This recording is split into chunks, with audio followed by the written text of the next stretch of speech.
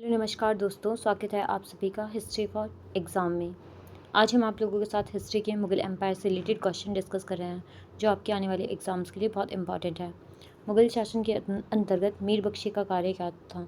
इनका कार्य सैन्य प्रशासन से रिलेटेड था। मुग़ल प्रशासन में मीर बख्शी सैन्य विभाग का प्रधान था। वह मनसबदारों की सूची रखता था, उनकी पदोन्नति तथा अन्य बातों की सिफारिश बादशाह के समक्ष रखता था। निकोलस मनुची, जिसने औरंगजेब के शासनकाल का विवरण दिया है, वह कहाँ का निवासी था? वह वेनिस का निवासी था। निकोलस मनुची वेनिस का निवासी था, जिसका जन्म 1639 में हुआ था, जो 14 वर्ष की आयु में अपना घर छोड़कर एक विदेशी व्यापारी डिस्काउंट वेलेमो की सेवा में आया था तथा उसके साथ यात्रा करते हुए 1658 ईस्वी में सूरत बंदरगाह पहुंच गया, जिसने स्टोरिया द मोगर में उत्तराधिकार युद्ध का आंखों देखा वर्णन किया है। किस इतिहासकार ने अकबर को राजपूतों की स्वतंत्रता का प्रथम विजेता कहा है? यह कर्नल टॉड के द्वारा कहा गया है। कर्नल टॉड याद रखना आप लोग। मुगलों के शासन में निम्न में से कौन सा शाही दस्तावेज नहीं था? खुतबा। खुतबा यह शाही दस्तावेज नहीं था, जबकि फरमान, सनद, निशान यह सारे शाही दस्तावेज थे। खुतबा शुक्रवार नमाज के साथ पढ़ा जाता था, जिसमें शासकों का नाम भी होता था। मुगल सेना के निम्नलिखित सैनिकों में कौन सर्वाधिक वेतनभोगी होता था? यह अहदी होता था। अहदी सैनिक एक तरह से बादशाह के सैनिक होते थे। अहदी सैनिक को 500 रुपये वेतन प्राप्त होने का उल्लेख मिलता है, जबकि एक साधारण सैनिक को 12 से 15 रुपये वेतन प्राप्त होता था। निम्न को कालक्रमानुसार व्यवस्थित कीजिए, जिसका सही उत्तर है घाघरा का युद्ध। सबसे पहले घाघरा का युद्ध हुआ है, फिर चंदेरी का युद्ध हुआ है, फिर खानवा का युद्ध हुआ है, फिर पानीपत का प्रथम युद्ध हुआ है। एक बार देख लेते हैं इन्हें। पानीपत का प्रथम युद्ध 21 अप्रैल 1526 को हुआ था। खानवा का युद्ध 1527 को हुआ है, जबकि चंदेरी का युद्ध 29 जनवरी 1528 को हुआ है। चंदेरी का युद्ध 1528 में बाबर व मेदिनी राय के बीच में हुआ है। घाघरा का युद्ध 1529 में हुआ है। यह बिहार और बंगाल की संयुक्त सेना को पराजित किया गया था इसमें, और सभी लड़ाइयों में बाबर की विजय प्राप्त हुई थी। ये सभी लड़ाई हमारी बाबर से संबंधित थी। कौन सा मुगल शासक 2 बार गद्दी पर बैठा? वह हुमायूं था, जो 2 बार गद्दी पर बैठा। सद्र उस सुदर मुगलों के अधीन मंत्री था। वह धर्म एवं परमार्थ कार्यों का मंत्री था। निम्न में से किसे मुगल प्रशासन में अमीरों का मुख्य माना जाता है? यह मीर बख्शी को माना जाता है। मुस्लिम औरंगजेब को जिंदा पीर आलमगीर के नाम से पुकारते थे। इसका कारण था औरंगजेब का सात्विक जीवन। हुमायूं को आश्रय देने वाला सफाविद शासक कौन था? यह था शाह तहमास्प। मुगलों के काल में परगना के प्रशासन का मुख्य कौन होता था? यह शक्तार होता था। अकबर ने किसे जगत गुरु की उपाधि प्रदान की थी? यह हरिविजय सूरी को प्रदान की थी। हरिविजय सूरी को जगत गुरु की उपाधि प्रदान की गई थी। वह ईसाई धर्म की तुलना में जैन धर्म से अधिक प्रभावित था। जब्ती व्यवस्था के अंतर्गत सर्वाधिक उपजाऊ भूमि किस रूप में वर्गीकृत की गई थी? यह पोलिज के रूप में वर्गीकृत की गई थी। निम्न मुगल शासकों में से किसने सर्वप्रथम तुलादान को, जो हिंदुओं का तुलाभार समारोह था, स्वीकार किया? यह अकबर के द्वारा स्वीकार किया गया था। निम्नलिखित शासकों में से किसने राम सीता के अंकन से युक्त सिक्के चलवाए? यह अकबर के द्वारा चलाए गए। निम्नलिखित शासकों में किसने राम सीता के अंकन से युक्त सिक्के चलवाए थे? यह अकबर के द्वारा चलाए गए थे। किसके काल में प्रसिद्ध मयूर सिंहासन निर्मित हुआ था? यह शाहजहां के समय में निर्मित हुआ था। निम्नलिखित में मुगल शासन में किसने कश्मीर के कुछ वैध करों को माफ़ कर दिया था? यह शाहजहां के द्वारा वैध करों को माफ़ किया गया था। निम्नलिखित मुगल शासकों में से किसने उलीमा की शक्ति पर प्रतिबंध लगाने के लिए महजरनामा जारी किया था? यह अकबर के द्वारा महजरनामा जारी किया गया था। शाहजादा खुसरो को अधोलिखित में से किस स्थान पर दफनाया गया था? उन्हें इलाहाबाद में दफनाया गया था। अधोलिखित में किसने निज़ामुल मुल्क को वकील मुतलक का पद प्रदान किया? यह मोहम्मद शाह को प्रदान किया गया था। औरंगजेब ने अपनी विजयों को लिपिबद्ध करने के लिए किस हिंदू इतिहासकार को खोजा था? यह ईश्वरदास नागर को खोजा गया था। औरंगजेब ने अपनी विजयों को लिपिबद्ध करने के लिए ईश्वरदास नागर को नामित किया था। औरंगजेब ने ईश्वरदास नागर को जोधपुर में एक असैनिक अधिकारी के रूप में नियुक्त किया था। ईश्वरदास नागर ने फुतवात-ए-आलमगीरी की रचना भी की थी। अकबर ने किसे कवि प्रिय की उपाधि से विभूषित किया था? यह राजा बीरबल को इन्होंने कवि प्रिय की उपाधि से विभूषित किया गया था। बीरबल अकबर के 9 रत्नों में से एक थे। अधोलिखित में से किसे सुधरी हुई मुद्रा पद्धति को स्थापित करने का श्रेय दिया गया है? यह शेरशाह को दिया गया है। अंतिम मुगल शासक कौन सा है? अंतिम मुगल शासक बहादुर शाह सेकंड है। वह कौन प्रथम मुगल शासक था जिसने अकाल के समय विभिन्न प्रकार की सुविधा की व्यवस्था की? यह शाहजहां था। अकबर के समय में गोंडवाना अभियान गढ़ कतंगा विजय का नायक कौन था? यह आसफ खां था। निम्नलिखित में से कौन सी जोड़ी सही सुमेलित है, जिसमें से धर्मत का युद्ध औरंगजेब व दारा के बीच में हुआ था? और भी देख लेते हैं। इसमें जो सही है, सामूगढ़ का युद्ध, यह औरंगजेब व दारा के बीच में हुआ था, सामूगढ़ का युद्ध भी। और हल्दी घाटी का युद्ध अकबर और राणा प्रताप के बीच, और खानवा का युद्ध बाबर व राणा सांगा के बीच में हुआ था। निम्नलिखित में से किसने अफीम खाकर आत्महत्या की थी? यह शाह बेगम के द्वारा अफीम खाकर आत्महत्या की गई थी।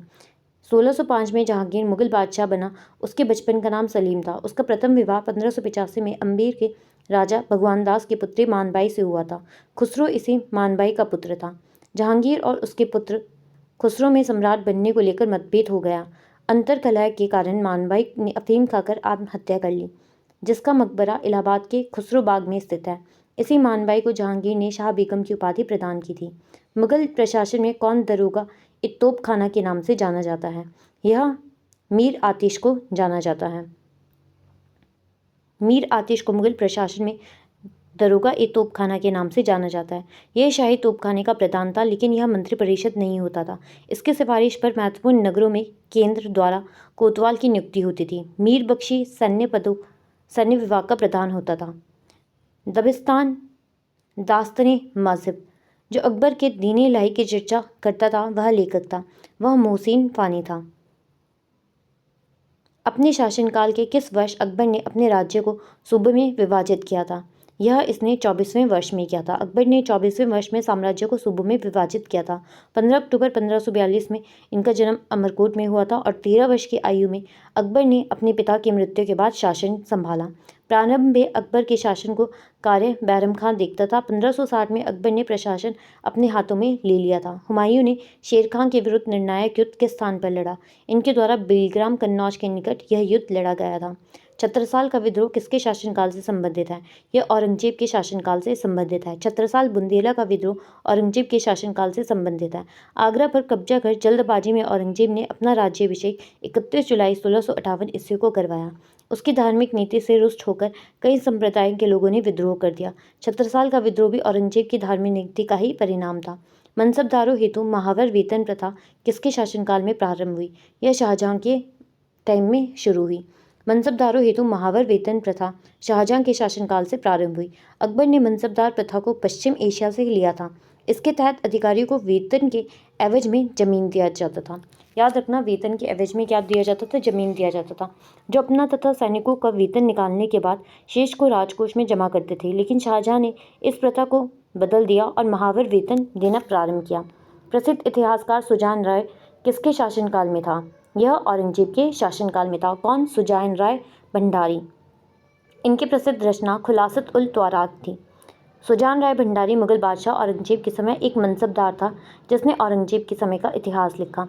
औरंगजेब के शासनकाल में जिन सतनामियों ने बगावत कर नरनौल शहर पर अधिकार कर लिया, वे अनुयायी थे कबीर के। किसके मध्य चौसा का युद्ध लड़ा गया था? यह शेरशाह और हुमायूं के बीच में लड़ा गया था।